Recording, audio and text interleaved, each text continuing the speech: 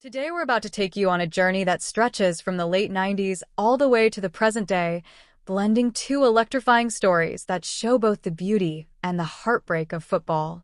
On one hand, we got the jaw-dropping revelation from former Arsenal Academy star Jay Bothroyd on Adebayo Akinfenwa's Beast Mode on podcast, where he shared a heartfelt, emotional moment with Arsene Wenger himself, the legendary manager who built dynasties out of raw potential. And on the other hand, we're diving deep into Fabrizio Romano's bombshell report about Bayern Munich's relentless pursuit of Gabriel Martinelli back in 2024, a saga that resurfaced in 2025 as Arsenal's winger fights for his future in a squad brimming with competition.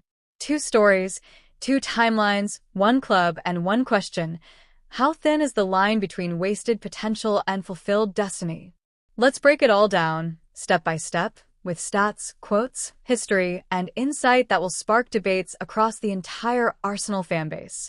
Now let's rewind the clock to Jay Bothroyd, who at 43 today remains one of Arsenal's great what-if tales. He came through Hale End in the late 90s, a tall, technically gifted striker with pace, flair, and confidence that bordered on arrogance. But his Arsenal journey came to a screeching halt in the year 2000 when, during the FA Youth Cup final against West Ham, he reacted to being subbed off by hurling his shirt at the legendary coach Don Howe, an act of disrespect that sealed his fate. Wenger, known for his patience, could not keep him after that, and within days he was sold to Coventry City for £1 million without ever making a senior appearance for Arsenal. For years, Bothroyd became the symbol of squandered talent, the player who had it all but let temperament ruin it. But fast forward a decade to 2010, and fate handed him a second chance. After years grinding through the Championship and abroad, he earned a call-up to Fabio Capello's England squad after tearing it up for Cardiff City, and the camp was held at Arsenal's London Coney training ground, the very place he hadn't set foot in for 10 years. As he walked the halls, flooded with memories, Gary Lewin pulled him aside and said, "Jay, the boss wants to see you," and, expecting Capello, he went upstairs only to find Arsene Wenger waiting. What happened next left him in tears. Wenger hugged him, told him he always knew he could do it, that he always had the talent, and then dropped the line that has stunned fans to this day: "You are one of the most talented players I have ever worked with." Think about that. Coming from a manager who worked with Thierry Henry, Dennis Bergkamp, Patrick Vieira, and Cesc Fabregas, hearing that felt like redemption, a validation that despite the mistakes, the raw ability was never in doubt. Bothroyd said he broke down, apologized for his behavior as a youth, but Wenger brushed it off and told him he had made it back in his own way. That single sentence turned Bothroyd's reputation from wasted talent to misunderstood genius in the eyes of many, and it sparked fiery debates online. Was Wenger exaggerating? Was it nostalgia talking? Or did he truly believe Bothroyd was cut from the same cloth as Henry and Bergkamp? Fans are split, some saying Wenger's loyalty made him sentimental, others saying Wenger's eye for talent was unmatched and if he saw it, it was real. To make it even more outrageous, Bothroyd revealed another story from his youth days that has since gone viral. As a teenager training with the first team, he once told Dennis Bergkamp, the non-flying Dutchman, the icon with 423 appearances and 120 goals, that he was wearing his number 10 shirt and that soon it would belong to him. Ray Parlour reportedly burst into laughter, asking if he was serious, and Bothroyd said yes, he believed he could be better. The audacity, the confidence, and maybe the immaturity of that moment sums up exactly why Wenger adored his academy players, but also why some burned out before reaching their full potential. And this isn't just nostalgia. This is a reflection of Arsenal's culture, the balance between talent and mentality, and it has resurfaced in September 2025 as fans compare it to today's crop of players, sparking discussions about whether Arteta's handling of Bukayo Saka, Emile Smith-Rowe, and the new generation is stricter, smarter, and more structured than Wenger's more forgiving approach.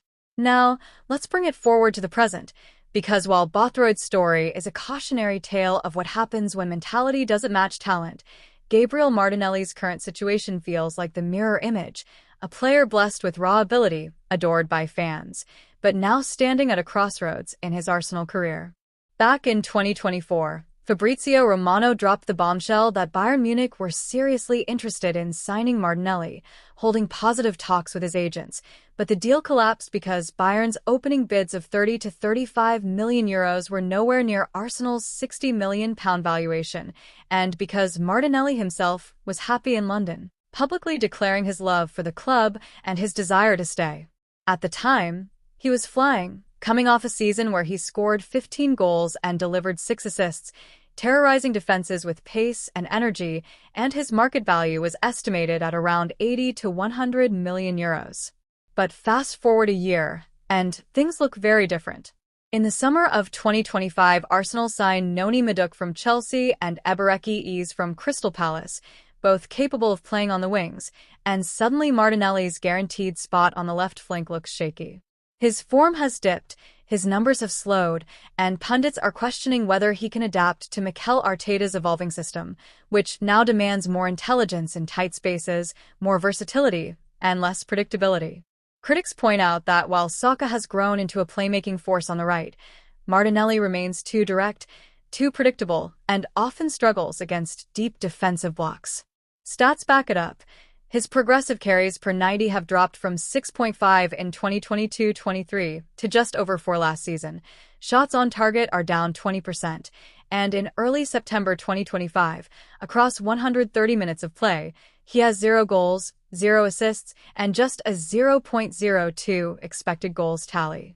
The Athletic even asked if Arsenal have evolved beyond Martinelli, while AFTV videos with millions of views question whether he is running out of time. Yet Martinelli himself insists he's better than ever, pointing to his Brazil call-up under Carlo Ancelotti as proof of progress, and he welcomes the competition from Madueke and Eze, saying it will push him to improve.